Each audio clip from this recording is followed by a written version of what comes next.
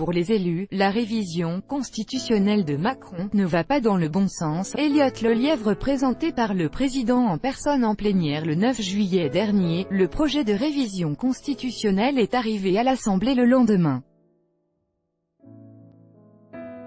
Et ce qui fait le plus de bruit est la volonté d'Emmanuel Macron de pouvoir répondre aux parlementaires à la suite de son intervention. Une idée pas du tout du goût des élus. Tour d'horizon.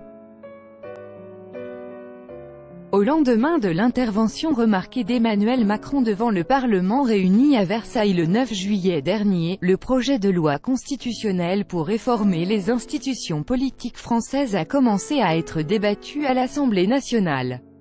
Le texte, présenté par Nicole Belloubet, actuelle garde des Sceaux, ainsi que par le Premier ministre Édouard Philippe, est composé de 18 articles dont l'importance va du changement purement symbolique à la modification en profondeur du fonctionnement des institutions de la Ve République. Les modifications symboliques font déjà l'objet de critiques, dont certaines, à l'image de celles formulées par l'ancien ministre de la Justice Jean-Jacques Urvoas, virulentes.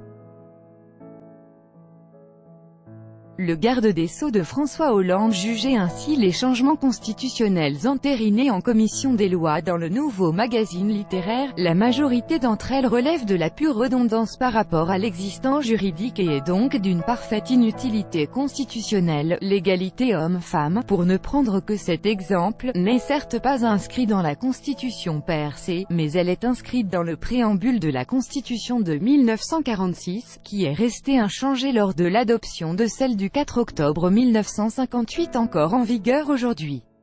Pourtant, le changement qui peut paraître symbolique mais qui gêne l'opposition est la présence du président lors des débats suivant son discours devant le Parlement, et potentiellement sa possibilité de répondre aux parlementaires.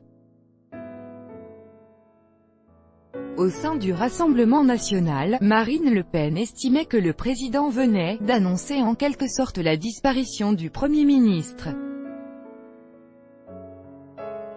Selon le chef des députés Les Républicains, Christian Jacob, l'octroi de cette prérogative normalement dévolue au Premier ministre, modifie en profondeur l'équilibre instauré en 1958 dans le couple exécutif. Avec un tel amendement, nous allons clairement vers un changement de régime, vers un régime présidentiel et vers la fin du poste de Premier ministre, expliquait-il lors de son intervention au Parlement.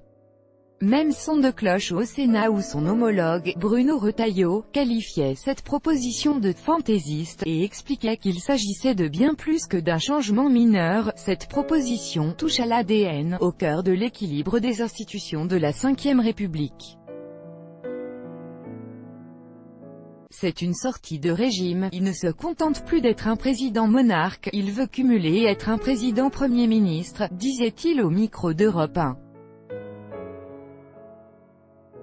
Raillant le président alors qu'il avait fait le choix de boycotter la réunion du Parlement en plénière, Jean-Luc Mélenchon s'en donnait à cœur joie sur Twitter pour montrer son opposition à la proposition d'Emmanuel Macron. La volonté de toute présence, pour ne pas dire de toute puissance, d'Emmanuel Macron est, de l'avis de l'ancien ministre de l'Agriculture et porte-parole du gouvernement Hollande Stéphane Le Foll, une aberration. Il y a un côté très amateur dans tout ça. On ne peut pas tout faire comme ça à la va-vite. Il y a une affirmation d'un pouvoir plébiscitaire d'Emmanuel Macron, qu'il va chercher, qu'il veut, mais qui est un problème démocratique, assénait sur LCP l'actuel député du Parti socialiste. Le 18 juillet, lors des questions au gouvernement, le député eût dit Agir indépendant Yves Jégo, pourtant Macron compatible, a utilisé son temps de parole de 2 minutes pour mettre en garde contre une trop grande prédominance de la figure du président, la fameuse « hyperprésidentialisation » à la française, que la révision constitutionnelle viendrait consacrer, et pour alerter sur l'antiparlementarisme, un poison mortel. Depuis le début de la Ve République, on a assisté à une hyperprésidentialisation du régime et à une perte de pouvoir progressive du Parlement. Les élus, l'administration, les collaborateurs sont dévoués à la cause de l'intérêt général, annonçait Yves Jégo à ses pairs le 10 juillet dernier, juste avant de quitter la vie politique. Maurice Hortefeux, ancien ministre et président du Conseil régional d'Auvergne-Rhône-Alpes, chargé également contre la révision constitutionnelle défendue par le couple exécutif et interrogé par l'opinion, disait de celle-ci: elle ne va pas du tout dans le bon sens, ce sont aux parlementaires de décider. Nous ne sommes pas dans un régime à l'américaine, c'est le Premier ministre qui doit s'adresser au Parlement. Si j'étais parlementaire, je voterais contre.